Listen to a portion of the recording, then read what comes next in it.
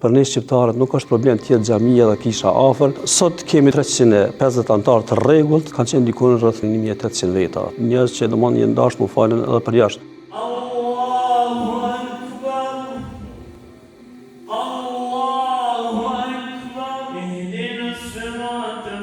Jam hoxh i kësaj xhamie dhe jam kryetar i kësaj xhamie. Unë jam që 34 vite në Gjermani. Prej vitit 1998 është themeluar kjo qendër, kjo xhami në një vend tjetër. Dhe në vitin 2000 jam zgjedhur kryetar i kësaj xhamie.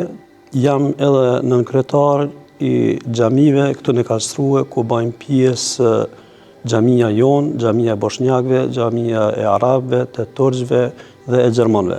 Gjithashtu jam edhe kryetar i qendrave islame shqiptare në Republikën e Batë-Württembergit, ku gjithsejt janë 23 xhamia. Gjatë rrugtimit tonë ka pas sfida të ndryshme, mirë po fal bashkëdhetarëve, gjitha këto sfida i kemi të i kaluar.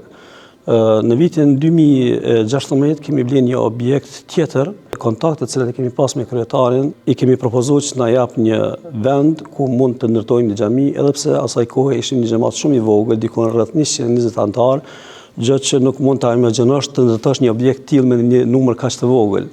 Mirë po fal Zotit të angazhimit të bashkëdhetarëve tanë, kemi arritur me ndërtu këtë objekt.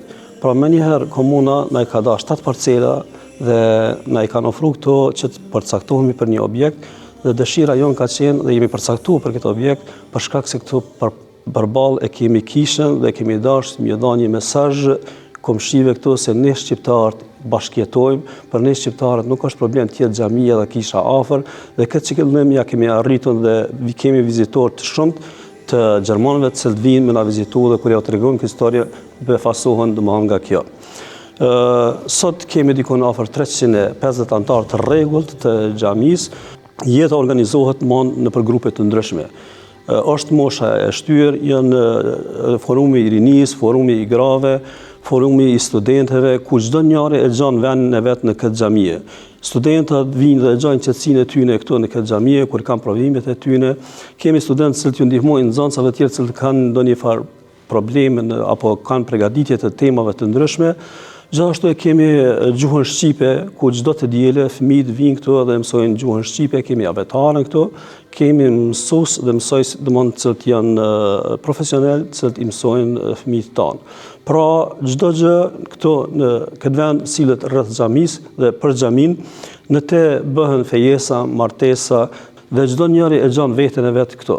Në muajin e Ramazanit normalisht shtohet domosdoshmë aktivitetet në këtë xhamie, ku kemi pasur çdo natë iftare këtu, kemi pru një kuzhinier prej Kosovës, ku çdo natë ka përgatitur një iftare, kemi pasur deri 100-150 veta ku kanë ardhur, kanë bërë iftare këtu dhe ka qenë një atmosferë më të vërtetë një aromë e Ramazanit ku fëmija luajnë këtu, qeshin.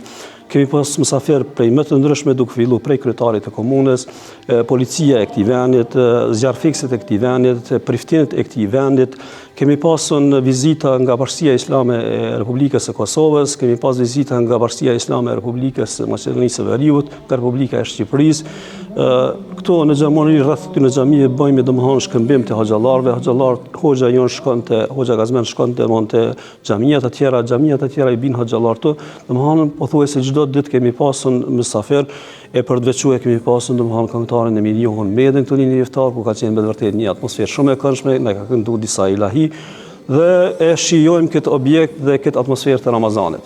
Para 2 vite kemi falur në këtë xhami Bajramin 3 herë. 3 herë radhës, sepse nuk e kanë zënë domethënë kjo objektën. Dhe është dashur me gjetë alternativën. Dhe alternativën e kemi në atë sallë ku ishim, ku ne çdo të premte rinia luajmë futboll në çat sallë. Domethënë tash 20 vite, rregullisht. Dhe atë sallë më tash e kemi bërë tradicion në atë sallë të fillojmë namazin e Bajramit, ku në fillim para 2 vite ka qenë domethënë e mjaftueshme, vitin e kaluar ka qenë pak problematik, sovjet hala edhe më problematik. Sot domethënë kishim njerëz që domethënë janë dashur të falen edhe për jashtë. Dikun sipas domethënë informatave të kryesisë që janë mirë me akomodimin e tyre, kanë qenë dikun rreth 1500 deri 1800 veta ato. një numër me të vërtet i madh, dhe ky numër vetëm sa shkon edhe duke u rritur.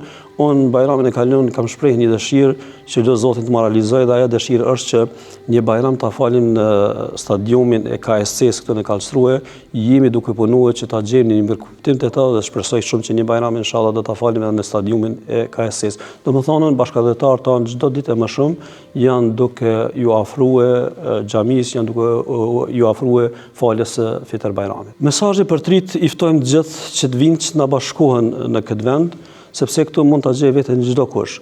Ne për herë rinin e motivojmë që të mësojnë, që të studiojnë, sepse çdo mundësi e kanë këtu në Gjermani, dhe ne sot kemi shumë inxhiniera të cilët si fëmijë kanë qenë në këtë xhami, dhe sot kur i shohim ata si janë në përvende, në poste të rëndësishme, kjo na bën mundje krenar.